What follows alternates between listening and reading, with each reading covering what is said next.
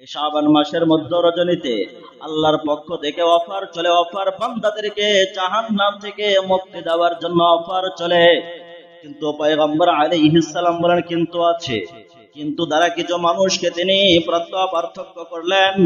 এর মধ্য থেকে 1 নাম্বার হলো মুশরিক, 2 নাম্বার মুশাহিন, 3 নাম্বার পয়গম্বর বলেন ওয়াকাতি'i রিহিম, যারা স্বার্থের কারণে আত্মীয়তার সম্পর্ককে বিচ্ছিন্ন করে। পয়গম্বর বলেন বিচ্ছিন্নকারীদের ক্ষমা নাই। এরপরে বলেন ইল্লা মুসবিলিন, যেই সকল পুরুষ টাকনোর নিচে কাপড় পরিধান করে, লুঙ্গি হোক প্যান্ট হোক আর যাই পরুক, যেই পুরুষগুলো টাকনোর নিচে পোশাক পরিধান করে এদেরকে এই মধ্য রজনীতে ক্ষমা নাই। এরপরে পয়গম্বর বলেন ওয়ালা ইলা আকালি ওয়ালিদাইহি, পিতামাতার অবাধ্য সন্তান যারা আছে, আল্লাহর কোরআন এবং নবীর হাদিস অনুযায়ী যারা অবাধ্যতা করবে তাদেরকেও মধ্য রজনীতে ক্ষমা নাই। এরপরে পয়গম্বর বলেন ওয়ালা ইলা মুমিনি খামরিন, যেই সকল মানুষ কোন না কোন নেশা জাতীয় দ্রব্যের সাথে জড়িত এদেরকেও এই মধ্য রজনীতে ক্ষমা করা হবে না। আপনি যত ইবাদত বন্দেগী করেন, আপনার এই 7 প্রকার থেকে কোনো এক প্রকার যদি আপনি থাকেন তাহলে আপনার কপালে ক্ষমা নেই। কি নাই? আগে 7 প্রকার থেকে আপনাকে আমাকে বাঁচতে হবে। কি করতে হবে? বাঁচতে হবে। এরপরে এই রাত্রে বেশি পরিমাণে তওবা করা, 1 নম্বর আমল। কি করা? বেশি পরিমাণ তওবা করা, কারণ এই রাত্রে তওবা কবুল হয়। কি কবুল হয়? তওবা কবুল হয়। 2 নাম্বার, অন্যান্য আপনার যত হাজত আছে সকল হাজত বিষয়ে আল্লাহ তাআলার কাছে দোয়া করা, কারণ এই রাত্রে অসংখ্য দোয়া আল্লাহ তাআলা কি করেন? কবুল করেন। 3 নাম্বার, সাধ্য অনুযায়ী রাত্রি জাগরণ করে ইবাদত করা। প্রত্যেকটি দলিল আছে, সময় নাই দিলাম না। পয়গম্বর আলাইহিস সালাম শবে বরাতের রাত্রে দীর্ঘ সময় তিনি নারীর ইবাদত বন্দেগী করতেন। আপনি যদি চান একাকিত্ব ভাবে দীর্ঘ সময় ইবাদত করতে পারবেন। কোথাও কোথাও আছে যে অত রাকাত নামাজ পড়তে হবে, এই সূরা দিয়ে পড়তে হবে, এই ধরনের কোনো নিয়ম নেই। 4 নাম্বার, কবর জিয়ারত করা, যদি পারেন একাকিত্ব ভাবে, কবর দলবদ্ধ ভাবে না। নবী আলাইহিস সালাম এই রাত্রে জান্নাতুল বাকিতে গিয়া সাহাবায়ে কেরামদের জন্য যারা এই জায়গায় শোয়া ছিলেন, জান্নাতুল বাকিতে যারা যে সকল মানুষ শোয়া ছিলেন তাদের জন্য আল্লাহর নবী দোয়া করলেন, গুনাহ মাফের ক্ষমা চাইলেন, ইস্তিগফার করলেন। আপনি যদি চান আপনি করতে পারবেন। কয় নাম্বার গেছে? 4 নাম্বার। 5 নাম্বার, পরের দিন রোজা রাখা। কি রাখা? রোজা রাখা। রোজার ক্ষেত্রে আইয়ামে 20 এর রোজা আছে প্রতি মাসে, আছে নাকি নাই? প্রতি মাসে 3টি রোজা আছে, 13, 14, 15। আপনি ওই রোজাগুলো রাখেন, আর এটাকে রাখতেই হবে এমন কিছু না। মুহতারাম হাজিরিন, আল্লাহ সুবহানাহু ওয়া তাআলা পৃথিবীতে অনেক ফজিলতের দিন এবং ফজিলতের রাত রেখেছেন। তার মধ্য থেকে একটি অন্যতম রাত হলো আমাদের ফার্সি ভাষায় শবে বারাত। শব এটা ফার্সি শব্দ, যার অর্থ হলো রাত। বারাত আরবি শব্দ, যার অর্থ হলো মুক্তি। সারমর্ম হলো মুক্তির রাত। আরবিতে এ রাতকে বলা হয় লাইলাতুন নিসফি মিন শাবান। হাদিসের ভাষায় লাইলাতুন নিসফি মিন শাবান, বাংলা হলো মধ্য রজনী, শাবান মাসের মধ্য রজনী, 14 তারিখ দিবাগত রাত। এই রাত সম্পর্কে আল্লাহ সুবহানাহু ওয়া তাআলার পয়গম্বর প্রিয় হাবিব সাল্লাল্লাহু আলাইহি ওয়াসাল্লাম অনেক মর্যাদার বিষয় তিনি আলোচনা করেছেন। আমি কয়েকটি মর্যাদার বিষয় হাদিস টেনে আলোচনা এই করব ইনশাআল্লাহ। মনোযোগ সহকারে এদিকে মনোযোগ দেন। মুসনাদ আহমদ শরীফের 25487 নম্বর হাদিসের বর্ণনা। আম্মাদান আয়েশা সিদ্দিকা রাদিয়াল্লাহু তাআলা আনহা বলেন, ذات ليلة خرجت أطلبه فإذا هو بالبقيع। হঠাৎ করে একদিন রাত্রে দেখি পয়গম্বর আলাইহিস সালাম আমার বিছানায় নেই। আমি তাকে তল্লাশে বের হয়ে গেলাম। বের হয়ে গিয়ে দেখি জান্নাতুল বাকিতে তিনি দাঁড়িয়ে আছেন। জান্নাতুল বাকিতে দাঁড়িয়ে তিনি আসমানের দিকে তাকিয়ে আছেন। এক পর্যায়ে আম্মা জানা আয়েশা সিদ্দিকা রাদিয়াল্লাহু তাআলা আনহাকে পয়গম্বর বললেন, قال إن الله تعالى ينزل ليلة النصف من شعبان إلى السماء الدنيا ويغفر لأكثر من عدد شعر غنم كلب।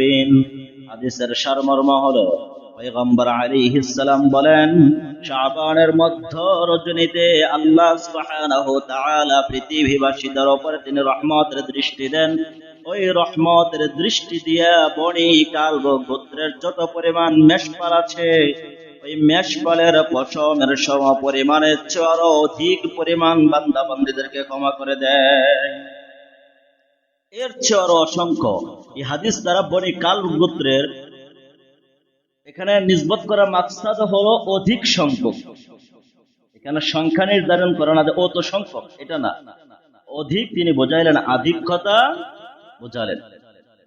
এরপরে আল্লাহ নবী সাল্লাল্লাহু আলাইহি ওয়াসাল্লাম কিছু হাদিসে উল্লেখ করতেন, হ্যাঁ শাবানের মধ্য রজনীতে আল্লাহ তাআলা অনেক মানুষকে ক্ষমা করে দেন, কিন্তু কি আছে একটা কিন্তু আছে, মাফ যে করবে কি আছে কিন্তু আছে, কিন্তু দ্বারা কিছু লোককে তিনি আলাদা করে দিলেন। এই সকল লোকদেরকে আল্লাহ সুবহানাহু ওয়া তাআলা এই বরকতময় রজনীতেও ক্ষমা করবে না। এদের জন্য কোনো ক্ষমা নেই, এদের জন্য কি নাই? ক্ষমা নেই। মুসান্নাফে ইবনে আবি শাইবার 30479 নম্বর হাদিসের বর্ণনা, عن أبي موسى الأشعري رضي الله تعالى عنه قال قال رسول الله صلى الله عليه وسلم إن الله لا يطلع في ليلة النصف من شعبان فيغفر لجميع خلقه إلا لمشرك أو مشاحن। পয়গম্বর আলাইহিস সালাম বলেন, মধ্য রজনীতে আল্লাহ সুবহানাহু ওয়া তাআলা পৃথিবীবাসীদের নিকট তিনি আত্মপ্রকাশ করেন। প্রকাশিত হওয়ার পরে, সৃষ্টির উপরে প্রকাশিত হওয়ার পরে অসংখ্য অগণিত বান্দা বান্দীদেরকে মাফ করে দেয়, কিন্তু পয়গম্বর বলেন ইল্লা লিমুশরিকিন, যারা মুশরিক, যারা মুশরিক হয়েছে, কাফের বেঈমান যারা আছে, মুসলমানদের ভিতরেও যারা শিরক গুনাহ করে কোরআনের বিরুদ্ধে বক্তব্য দিয়ে যারা বেঈমানের কাতারে গিয়েছে, এদেরকে মধ্য রজনীতে ক্ষমা করবে না। কোরআনের যে কোনো বিধান, যে কোনো আয়াত, যে কোনো বিষয়ের উপরে বিরুদ্ধে যদি কোনো ব্যক্তি কলম ধরে জবান খুলে সন্দেহ পোষণ করে, ওই ব্যক্তি মুসলমান থাকার সুযোগ নেই, বেঈমানের কাতারে চলে যায়। পয়গম্বর আলাইহিস সালাম এদেরকে আল্লাহ সুবহানাহু ওয়া তাআলা মধ্য রজনীতে ক্ষমা করবে না। 2 নাম্বার বলেন আও মুশাহিন, যাদের অন্তরে হিংসা বিদ্বেষ আছে, এদেরকেও এই রজনীতে ক্ষমা করবে না, এদেরকেও এই রজনীতে ক্ষমা করবে না। এই হাদিসে পাইলাম 2 প্রকার। আরেক হাদিস মুসনাদ আহমদ শরীফের 6642 নম্বর হাদিসের বর্ণনা, ওইখানে আরেক প্রকার লোকের কথা তিনি উল্লেখ করেছেন। قال رسول الله صلى الله عليه وسلم يطلع الله عز وجل إلى خلقه ليلة النصف من شعبان فيغفر لعباده إلا 2 مشاح وقاتل نفس। পয়গম্বর আলাইহিস সালাম বলেন, মধ্য রজনীতে, শাবান মাসের মধ্য রজনীতে অসংখ্য বান্দা বান্দীদেরকে ক্ষমা করে দেয়, কিন্তু কিছু সংখ্যক বান্দা বান্দীদেরকে ক্ষমা করে না। তার মধ্যে দেখে আরেক প্রকার হলো, কোন মুসলমান হয়ে অন্য কোন মুসলমানকে অন্যায় ভাবে হত্যা করে, যারা মানুষ খুন করে, মানুষকে হত্যা করে, এদেরকেও মধ্য রজনীতে আল্লাহর পক্ষ থেকে ক্ষমা নাই, এদেরকে কি নাই? ক্ষমা নাই। তাহলে 3 প্রকার পাইলাম, ঠিক আছে। এবার যাই কানজুল উম্মাহ কিতাবের 35184 নম্বর হাদিসের বর্ণনা। হাদিসটা অনেক লম্বা, আমি হাদিসের সার মর্মটা বোঝাবো। পয়গম্বর আলাইহিস সালাম বলেন, এই রজনীতেও অসংখ্য বান্দা বান্দীদেরকে ক্ষমা করে দেয়, কিন্তু কি আছে? কিন্তু কি? আল্লাহ নবী সাল্লাল্লাহু আলাইহি ওয়াসাল্লাম বলেন, হাযিহি লাইলাতুন নিসফি মিন শাবান ওয়ালিল্লাহি ফিহা উতাকাউ মিনান নার بعدد شعور غنم كلب لا ينظر الله فيها إلا مشرك ولا مشاولا إلى مشاعين। পয়গম্বর আলাইহিস সালাম বলেন, এই শাবান মাসের মধ্য রজনীতে আল্লাহর পক্ষ থেকে অফার চলে, অফার বান্দাদেরকে জাহান্নাম থেকে মুক্তি দেওয়ার জন্য অফার চলে, কিন্তু পয়গম্বর আলাইহিস সালাম বলেন কিন্তু আছে, কিন্তু দ্বারা কিছু মানুষকে তিনি পার্থক্য করলেন। এর মধ্য থেকে 1 নাম্বার হলো মুশরিক, 2 নাম্বার মুশাহিন, 3 নাম্বার পয়গম্বর বলেন ওয়াকাতি'i রহিম, যারা স্বার্থের কারণে আত্মীয়তার সম্পর্ককে বিচ্ছিন্ন করে। পয়গম্বর বলেন বিচ্ছিন্নকারীদের ক্ষমা নাই। এরপরে বলেন ইল্লা মুসবিলিন, যে সকল পুরুষ টাকনোর নিচে কাপড় পরিধান করে, লুঙ্গি হোক প্যান্ট হোক আর যাই পরুক, যে পুরুষগুলো টাকনোর নিচে পোশাক পরিধান করে এদেরকে এই মধ্য রজনীতে ক্ষমা নাই। এরপরে পয়গম্বর বলেন ওয়ালা ইলা আকালি ওয়ালিদাইহি, পিতামাতার অবাধ্য সন্তান যারা আছে, আল্লাহর কোরআন এবং নবীর হাদিস অনুযায়ী যারা অবাধ্যতা করবে তাদেরকেও মধ্য রজনীতে ক্ষমা নাই। এরপরে পয়গম্বর বলেন ওয়ালা ইলা মুমিনি খামরিন, যেই সকল মানুষ কোন না কোন নেশা জাতীয় দ্রব্যের সাথে জড়িত এদেরকেও এই মধ্য রজনীতে ক্ষমা করা হবে না। এদেরকেও কি নাই? ক্ষমা নাই। তাহলে মোট 7 প্রকার। কয় প্রকার? 7 প্রকার বান্দাদের কপালে কি নাই? ক্ষমা নাই। মধ্য রজনীতে আল্লাহ সুবহানাহু ওয়া তাআলা অসংখ্য বান্দা বান্দীদেরকে ক্ষমা করবে, কিন্তু 7 প্রকার বান্দা বান্দীদের কি নাই? ক্ষমা নাই। 1 নাম্বার মুশরিক। আমি মুশরিকের আলোচনা করেছিলাম, যারা কোনো না কোনো প্রকার শিরকের সাথে জড়িত হবে এদের অনেকগুলো ক্ষতি। মনে আছে? কয়টা? 5টি ক্ষতি। কয়টি? 5টি। তার মধ্যে 1 নাম্বার ছিল ওর পৃথিবীতে যত প্রকার ভালো কাজ তার সব বাতিল। সব কি?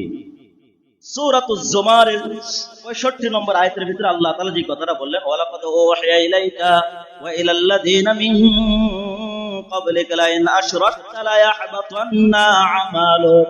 পয়গম্বর আপনিও যদি কোন প্রকার শিরকের সাথে জড়িত হন, মনে রাখবেন আপনার জিন্দেগীর সমস্ত আমল বরবাদ। যেখানে পয়গম্বরের আমল বরবাদ হয়ে যাবে, এখানে আপনার আমার আমল থাকবে। কোরআনের বিরুদ্ধে যদি কলম ধরি আমল থাকবে কি? কোরআনের বিরুদ্ধে যদি বক্তব্য দেই থাকবে কি? নাকি জিন্দেগি সব বাদ? এ বিষয়ে অনেক বলছিলাম, এদিকে যাব না। 2 নাম্বার ক্ষমা নাই। এদের কপালে কি নাই? সূরাতুন নিসা 48 নম্বর আয়াতের ভিতরে আল্লাহ তাআলা বলেন ইন্নাল্লাহা লা ইয়াগফিরু আন ইউশরাকা বিহি ওয়া ইয়াগফিরু মা দুনা যালিকা লিমান ইয়াশা। যারা কোনো না কোনো ভাবে শিরক গুনাহ করবে, এই অবস্থায় মৃত্যুবরণ করবে, এদের সোজা ঠিকানা জাহান্নাম। এদের জন্য জান্নাত নাই, এদের জন্য কোনো প্রকার ক্ষমা নেই। এদের জন্য কি নাই? কোনো প্রকার ক্ষমা নেই। এই বিষয়ে অনেকগুলো হাদিস ছিল, আয়াত ছিল, আমি ওইদিকে যাব না। 2 নাম্বার, যাদের অন্তরে হিংসা বিদ্বেষ আছে। হিংসা কাকে বলা হয়, বিদ্বেষ কাকে বলা হয়, সংক্ষেপে আমি বলবো ইনশাআল্লাহ। কোন ব্যক্তির কোন ভালো কাজ, মন্দ কাজ না দেখবেন, এখানে কেমন রাখবেন, হিংসা বিদ্বেষ তাকেই বলা হয়। কোন ভালো কাজ দেখলে আমার ভিতরে এক প্রকার জ্বালা শুরু হয়, মনে মনে এটা যদি না হইতো, আর এটা যদি শেষ হয়ে যেত। ধরেন একজনের ভালো একটা, আল্লাহ তার তাকে টাকা দিছে, সে ঘর, একটা দামি ঘর বানাই, এত ভালো ঘর বানাই গেলে না বানাইতে পারতো। একজনে তার সন্তান লেখাপড়া করে বড় হচ্ছে, এটা দেখে আপনার ভিতরে ভিতরে ধরেন মহল্লা, এখন কিন্তু মহল্লায় হয়, তাই না? এক মহল্লা যদি একটু শক্তিশালী হয়, ধার্মিকের দিক দিয়ে যদি আগিয়ে যায়, তো আরেক মহল্লা পিছনে লাগে, তাই না? কোন ব্যক্তি যদি ধর্মের কাজে একটু ভালো আগায়, তো পিছনে লাগে, যদি, তাই না? আছে কিনা এই ধরনের? হ্যাঁ, এই যে হিংসা বিদ্বেষ, তো এই সকল যাদের অন্তরে আছে, আল্লাহর নবী বলেন এদের কপালেও ক্ষমা নাই। এদের কপালে কি নাই? ক্ষমা নাই। হিংসা বিদ্বেষের অনেক ক্ষতি, আমি ওই ক্ষতির দিকে যাব না, সংক্ষেপে শুধু বলে যাব। সহিহ মুসলিম শরীফের 2565 নম্বর হাদিসের বর্ণনার সারমর্ম হলো, পয়গম্বর বলেন যারা এই ধরনের হিংসা বিদ্বেষের সাথে জড়িত থাকবে, এদের কোনো আমল আল্লাহর আদালতে পেশ করা হবে না, আল্লাহর আদালতে গ্রহণ হবে না। এরা পৃথিবীতে যত আমল করবে, প্রত্যেকটি আমল আল্লাহর কাছে কবুল হবে না। বান্দার যে প্রতি সোমবার এবং প্রতি বৃহস্পতিবার, মনে আছে, বান্দার আমল আল্লাহর আদালতে কয় ভাবে পেশ করা হয়? কয় ভাবে? গত সপ্তাহে কি বলেছিলাম? বান্দার আমল আল্লাহর আদালতে কয় ভাবে পেশ হয়? 3 ভাবে। কয় ভাবে? 3 ভাবে। 1 দৈনন্দিন, 2 প্রতি সপ্তাহে, 3 বছরে। বছরে কোন মাসে? শাবান মাসে। মাশাআল্লাহ, শাবান মাসে। আচ্ছা, এই যে বান্দার আমল যে আল্লাহ তাআলার কাছে পেশ করা হয়, পয়গম্বর বলেন হিংসা থাকলে ওই আমল আল্লাহর আদালত পর্যন্ত আর উঠবে না। 2 নাম্বার, পয়গম্বর আলাইহিস সালামের হাদিস সুনানে আবু দাউদ শরীফের 4904 নম্বর হাদিসের বর্ণনা, ইন্নাল হাসাদা ইউতফিউ নূরাল হাসানাত। পয়গম্বর বলেন বান্দা যে নেক আমল করে, নেক আমলের একটা নূর আছে। কি আছে? নূর। এই নূর, এই আমলের যে নূর, এই নূরটাই নষ্ট হয়ে যায়। হিংসা বিদ্বেষের কারণে নূরটা কি হয়ে যায়? নষ্ট হয়ে যায়।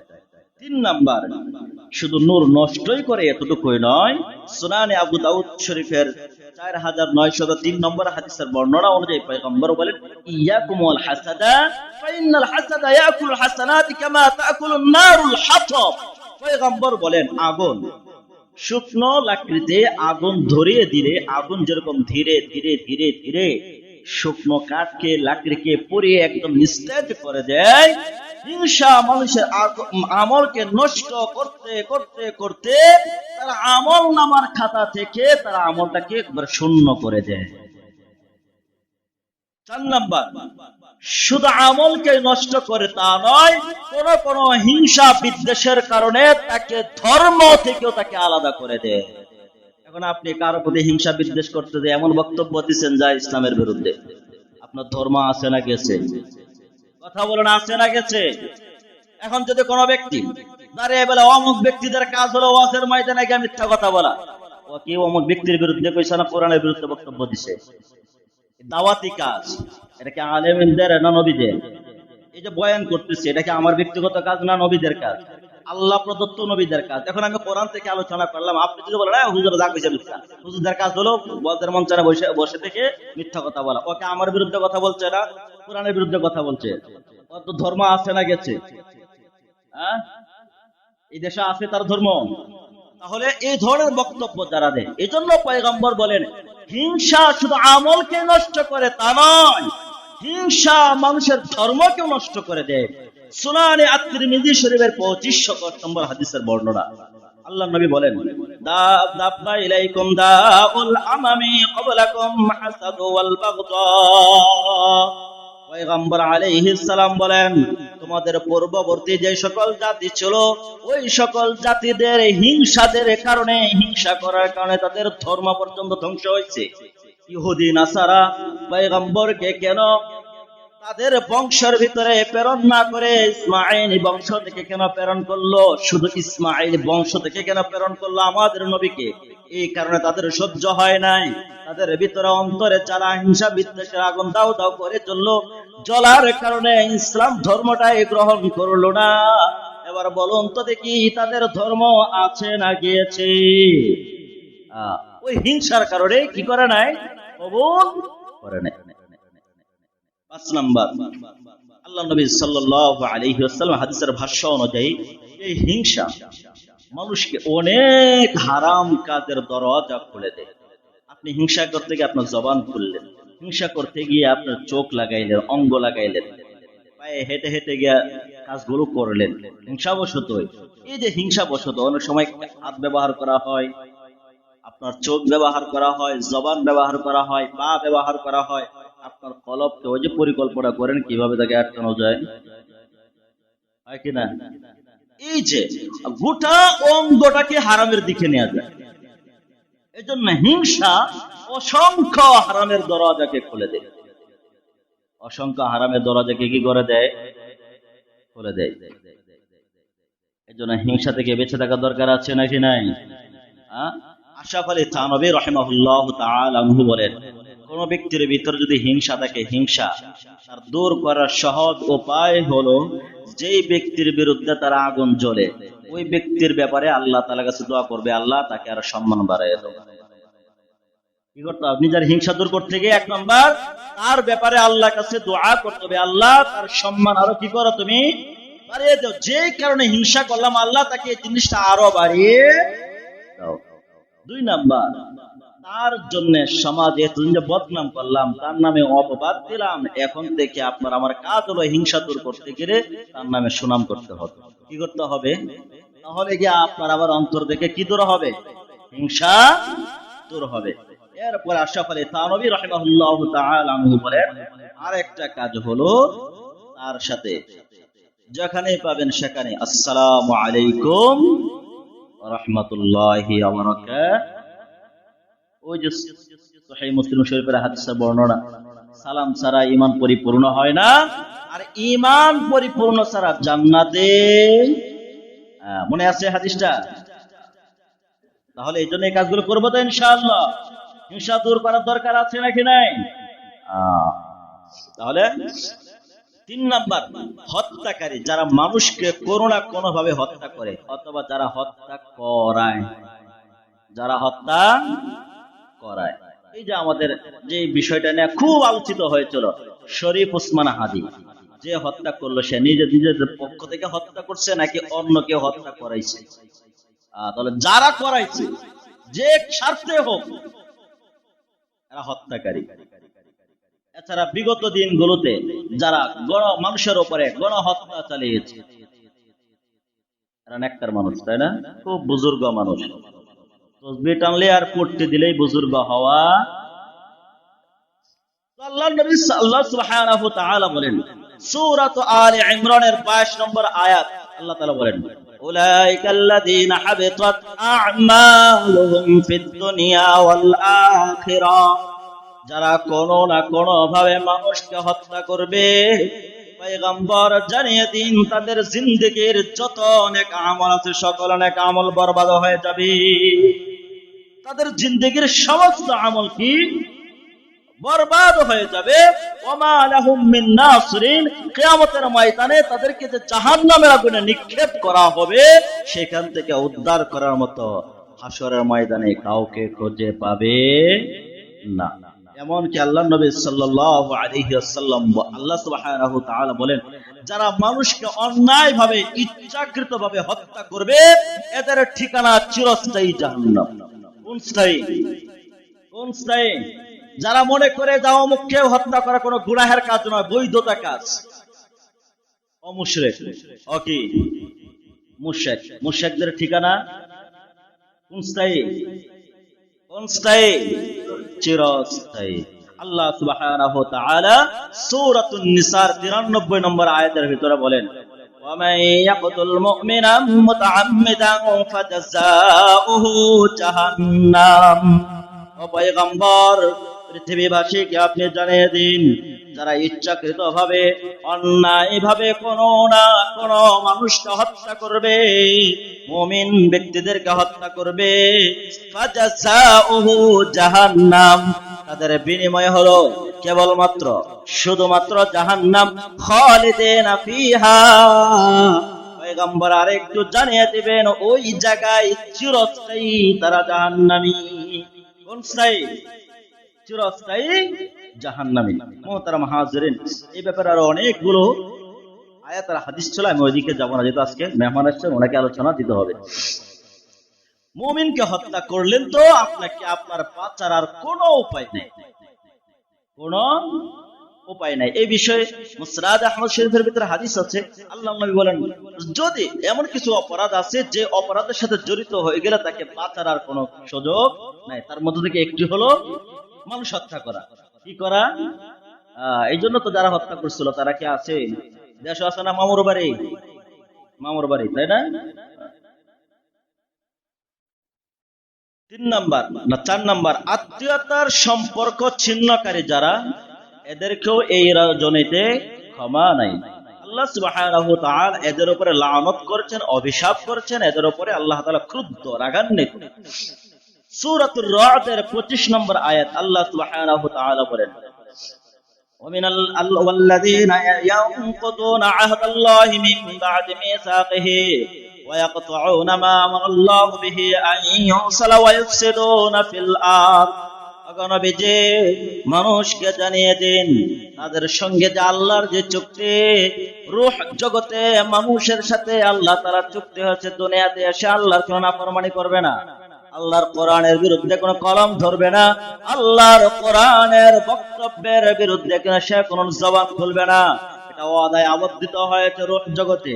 পয়গম্বর জানিয়ে দিন সেই ওয়াদা যারা লঙ্ঘন করবে, 2 নাম্বার ওয়ায়াকতুনা মা আমারাল্লাহু বিহি আন ইউসারা ওয়া ইফসিদুনা ফিল আরদ, যারা আত্মীয়তার সম্পর্ককে ছিন্ন করবে, পয়গম্বর জানিয়ে দিন উলাইকা লাহুমুল লা'না, এদের উপরে আমি আল্লাহর লানত আর অভিশাপ, এদের উপরে লানত আর কি অভিশাপ। নবীজি আরেকটা জানিয়ে দিন ওয়ালাহুম সুউদ্দার, তাদের ঠিকানাটা বড়ই নিকৃষ্ট, অর্থাৎ জাহান্নাম। ঠিকানা কোথায়? জাহান্নাম। কারণ আত্মীয়তার সম্পর্ক ছিন্নকারী তার যেরকম আমল কবুল হয় না, তেমনি ভাবে সে জান্নাতে ঢোকার সুযোগ নেই। এই বিষয়ে আত্মীয়তা সম্পর্কের ছিন্ন বিষয়ে আপনাদেরকে অনেকে হাদিসও বলেছিলেন, তাই না? এটা এমন একটা কাজ, আল্লাহ নবী সাল্লাল্লাহু আলাইহি ওয়াসাল্লামের হাদিস মুসনাদ আহমদ শরীফের ভিতরে 20390 নম্বর ভিতরে উল্লেখ করেছে।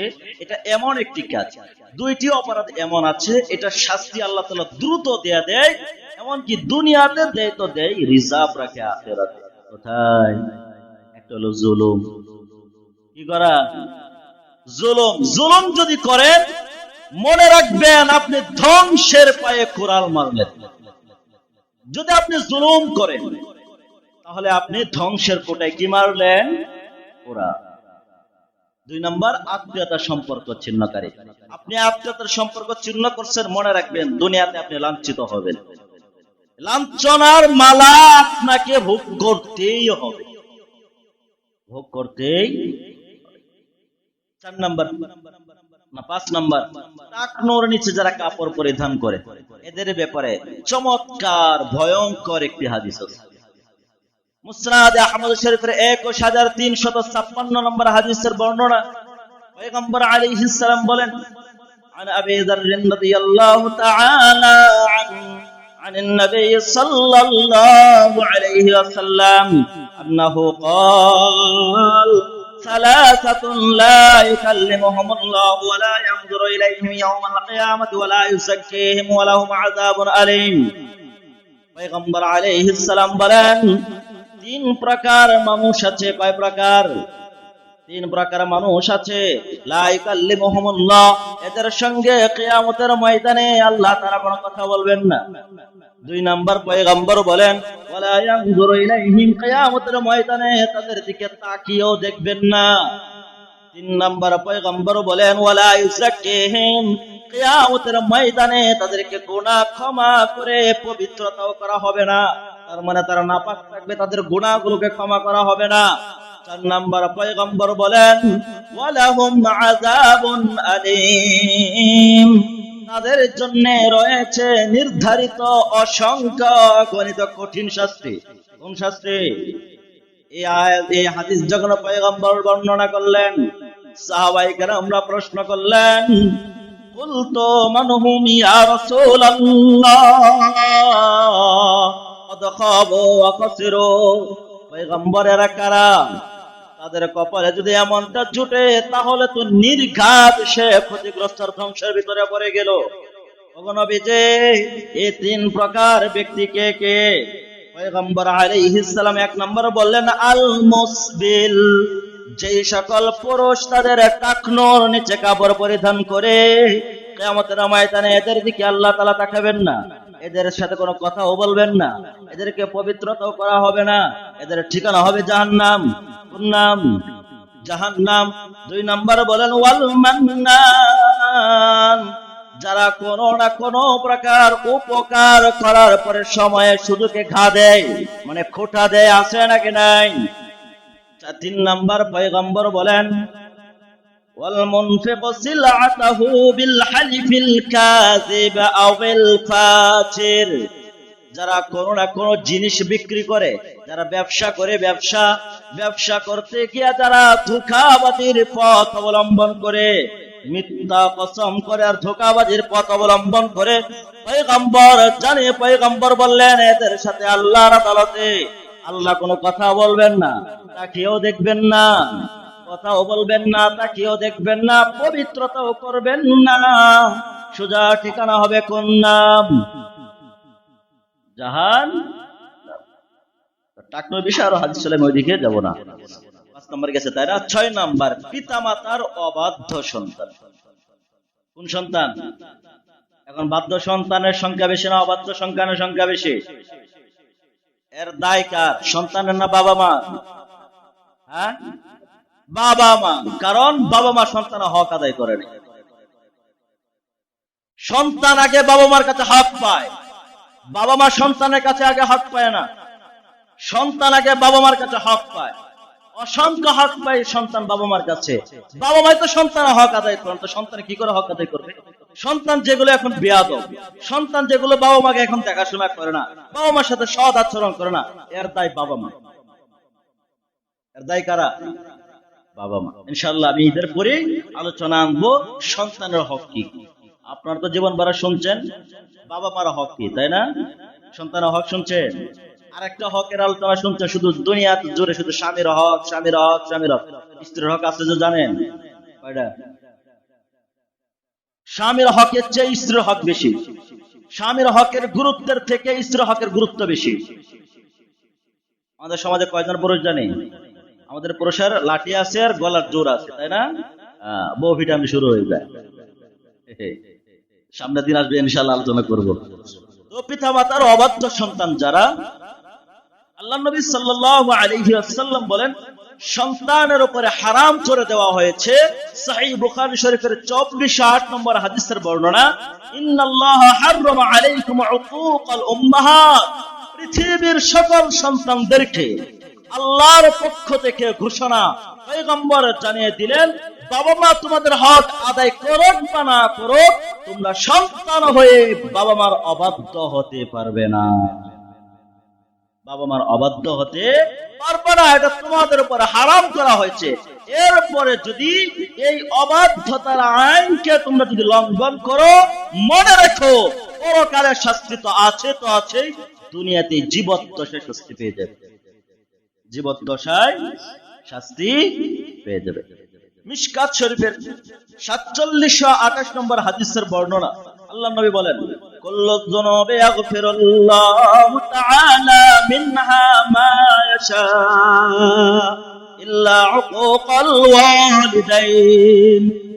আল্লাহ নবী বলেন সমস্ত গুনাহ যদি মন চাইতো আল্লাহ তাআলা ক্ষমা করে দিবেন, কিন্তু ইল্লা উকুকাল ওয়ালিদাইন, যে সন্তান বাবা মার সাথে কোনো না কোনো ভাবে অবাধ্যতা করেছে, বেয়াদবি করেছে, এমন সন্তানের ক্ষমা নাই।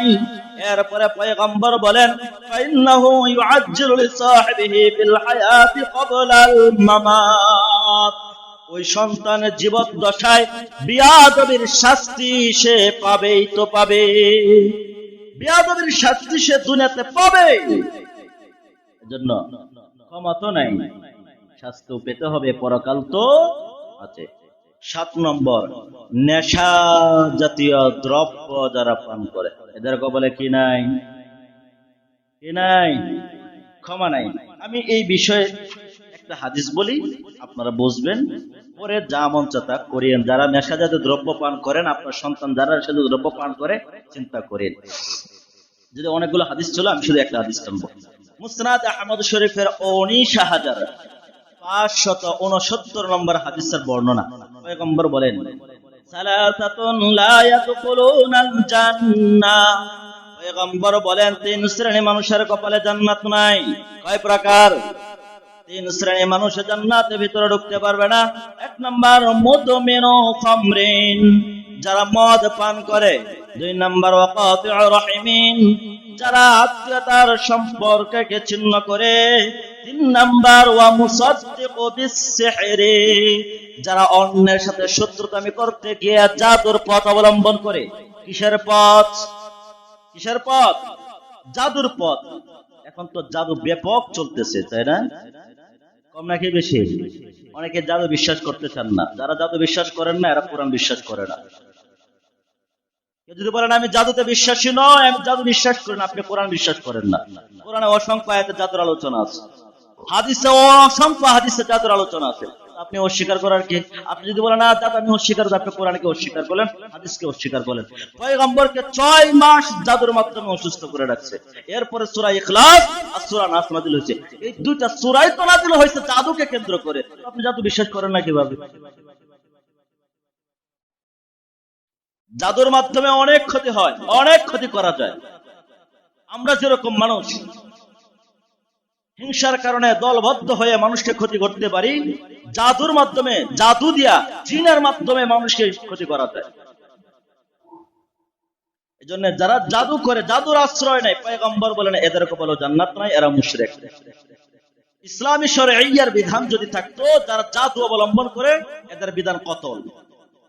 কি ডাইরেক্ট কল্লা আলাদা করো, ডাইরেক্ট কল্লা আলাদা করো। বাবা মার এই ওয়ারিশ ওরা পাবে না। কিন্তু যেহেতু ইসলামী আইন নাই, জন্য ইসলামী আইন আমাদের বঙ্গদেশে দরকার আছে নাকি নাই? দরকার আছে নাকি নাই? আইনের পক্ষে থাকবো না বিপক্ষে যাব? ইসলামী আইনের পক্ষে না বিপক্ষে? সামনে তো দিন আসতেছে, পরে দেখা যাবে। হাসান ময়দান তো আছে, ফাইনাল খেলা, তাই না? ওইখানে দেখা যাবে। এরপরে দেখেন এই হাদিসের এরপরে কি বলেন। আল্লাহ নবী বলেন ওমান মাতা মুদমিনান বিল মুদমিনান লিল খামরি সাকাহুল্লাহু আযজা ওয়া জাল্লা মিন নাহরিল গুতা। পয়গম্বর বলেন যারা নেশা জাতীয় দ্রব্য পান করে মৃত্যুবরণ করবে, এদেরকে গুতা নামক জাহান্নামের জিনিস খাওয়ানো হবে। গুতা খাওয়ানো হবে। কি খাওয়ানো হবে? গুতা খাওয়ানো হবে। সাহাবায়ে কেরামরা প্রশ্ন করলেন ওয়ামা নাহারুল গুতা, ও পয়গম্বর গুতা নহর কাকে বলা হয়? এরপরে পয়গম্বর বর্ণনা দিলেন ক্বালা নাহারুন ইয়াতিরু মিন ফুজুরিল মুমিসাত ইউযি আহলান নারি রিহুম ফুরুজিহিম। পৃথিবীতে যত পতিতালয় আছে, যারা জিনার কাজের সাথে জড়িত, পতিতালয় থেকে শুরু করে পরক্রিয়ার সাথে যারা জড়িত, কোন না কোন ভাবে যারা ব্যভিচার করে, কিয়ামতের ময়দানে ব্যভিচারদেরকে আলাদা শাস্তি দেওয়া হবে। শাস্তি দেওয়ার কারণে তাদের লজ্জাস্থান থেকে যে নোংরা জিনিস বের হবে, ওই নোংরা জিনিসটা যে জায়গায় গিয়ে জমা হবে এটাকে গুতা নামক নহর। যারা মদ পান করে, নেশা জাতীয় দ্রব্য পান করে, এদেরকে গুতা নামক নহরের ভিতরে রেখে রেখে এই নিকৃষ্ট জিনিস তাদেরকে খাওয়ানো হবে। আবার মজার জিনিস খাও ভালো করে। যারা নেশা জাতীয় দ্রব্য খাও, আবার হিসাব করে খায়ও, এই নিকৃষ্ট জিনিস খাইতে পারবা কিনা। আর যে সকল বাবা মার সন্তানরা খায়, আপনারা জানার পরও সন্তানকে যে কোনো মূল্যে ফেরান না, আপনি কি পারবেন আপনার সন্তানকে এগুলো খাওয়াইতে? যদি না পারেন তাহলে ফিরাই নেন। মুহতারাম হাজিরিন, যেহেতু সময় শেষ, আমি ওইদিকে যাব না, সংক্ষেপে বলে দিই। শাবান মাসের এই যে আমাদের মূল টার্গেট হলো এই কাজগুলো দিকে ফিরে থাকা, এই 7টা প্রকার থেকে বেঁচে থাকা। আমাদের দেশে এই মূল 7টার কোনো খবর নাই, আছে? হ্যাঁ বলেন, আপনি যত ইবাদত বন্দেগী করেন, আপনার এই 7 প্রকার থেকে কোনো এক প্রকার যদি আপনি থাকেন, তাহলে আপনার কপালে ক্ষমা নেই। কি নাই? আগে 7 প্রকার থেকে আপনাকে আমাকে বাঁচতে হবে। কি করতে হবে? বাঁচতে হবে। এরপরে এই রাত্রে বেশি পরিমাণে তওবা করা, 1 নম্বর আমল। কি করা? বেশি পরিমাণ তওবা করা, কারণ এই রাত্রে তওবা কবুল হয়। কি কবুল হয়? তওবা কবুল হয়। 2 নাম্বার, অন্যান্য আপনার যত হাজত আছে সকল হাজত বিষয়ে আল্লাহ তাআলার কাছে দোয়া করা, কারণ এই রাত্রে অসংখ্য দোয়া আল্লাহ তাআলা কি করেন? কবুল করেন। 3 নাম্বার, সাধ্য অনুযায়ী রাত্রি জাগরণ করে ইবাদত করা। প্রত্যেকটি দলিল আছে, সময় নাই, দিলাম না। পয়গম্বর আলাইহিস সালাম শবে বরাতের রাত্রে দীর্ঘ সময় তিনি নারীর ইবাদত বন্দেগী করতেন।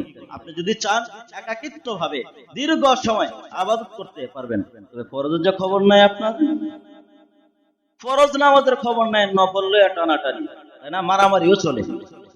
হ্যাঁ, আগে ফরজ আদায় করেন। 5 ওয়াক্ত যে ফরজ করা হয়তো প্রতিদিন কয়েকটা আদায় করেন। সারা বছরে একদিন লাগে একবার লাফায়া মরে, আপনার কাজে লাগবে। যদি আপনি কোন আপনার এই নিয়ত যে আল্লাহ আমার পিছনে জিন্দিগি যা গেছে তো গেছে, এই ভুল আর করবো না, আমি আমার জীবনকে শুধরাইতে চাই, এবার এখান থেকে শুরু করব আমার জীবনের নতুন অধ্যায়। এই নিয়ত যদি আপনি করেন তো আপনার এই ইবাদত কাজে লাগবে। আর না হয়তো মুখে মুখে তো আর নিয়ত সব আবার আসলে পার হোক, আবার লিন্ডিঘে চলাম নামাজ না পড়ার পিছনে, তো কাজ হবে না, তাই না?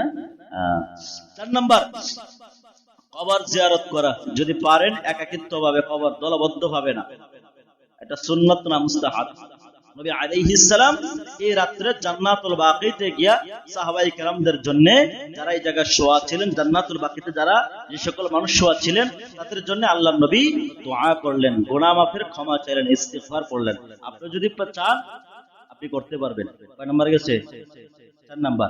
5 নাম্বার, পরের দিন রোজা রাখা। কি রাখা? রোজা রাখা। রোজার ক্ষেত্রে আইয়ামে 20 এর রোজা আছে প্রতি মাসে, আছে নাকি নাই? প্রতি মাসে 3টি রোজা আছে, 13, 14, 15। আপনি ওই রোজাগুলো রাখেন। আর এটাকে রাখতেই হবে এমন কিছু না, রাখলে বিশাল সওয়াব এমন কিছু না। পয়গম্বর আলাইহিস সালাম রোজা রাখছেন, তো আমরা রাখবো, ঠিক আছে? হ্যাঁ, এটা নাকি বাড়াবাড়ি করবো না, ছাড়াছাড়িও করবো না। তবে উত্তম হলো, সব থেকে বেটার হলো আপনি আইয়ামে 20 রোজাগুলো রাখেন। 3টি রোজা রাখেন, 13, 14, 15, তো আর কোনো এককাল আর থাকে না। এই জন্য পারবো তো ইনশাআল্লাহ, করবো তো ইনশাআল্লাহ, হ্যাঁ চেষ্টা করবো। এছাড়াও এই মাস যেহেতু বেশি বেশি রোজা রাখার মাস, সাপ্তাহিক রোজাও আছে। আপনি যদি 13 তারিখ, 13, 14, 15 রোজা রাখতে চান, তাহলে 13 তারিখ সোমবার রোজা পড়ে, রবিবার দিন রাত্রে খায় আপনাকে রোজা রাখা শুরু করতে হবে। সাপ্তাহিক রোজা আছে নাকি নাই? কিবারে? সোমবারে আর বৃহস্পতিবারে। তো আপনার সাপ্তাহিক রোজা পড়ে গেল। আপনি যদি এই মাসে আইয়ামে 20 রোজা গুলো যদি রাখেন, এক সাপ্তাহিক রোজার ভিতরে আপনি পড়ে গেলেন, আইয়ামে 20 রোজা আপনার রাখা হয়ে গেল, শাবান মাসের রোজা, এই সবে বরাতের রোজা রাখাও হয়ে গেল। এক দিলে কয় পাখি? 3 পাখি। পারবো তো ইনশাআল্লাহ? হ্যাঁ। আরটা হলো নামাজের ব্যাপারে। কোথাও কোথাও আছে যে অত রাকাত নামাজ পড়তে হবে, এই সূরা দিয়ে পড়তে হবে, এই ধরনের কোনো নিয়ম নাই। এই ধরনের কোনো কি নাই? নিয়ম নাই। সাধারণভাবে আপনার নফল নামাজ যেভাবে পড়ি এইভাবে আমাদের পড়তে হবে। আল্লাহ সুবহানাহু ওয়া তাআলা আমাদের সকলকে আমল করা তৌফিক দান করুন।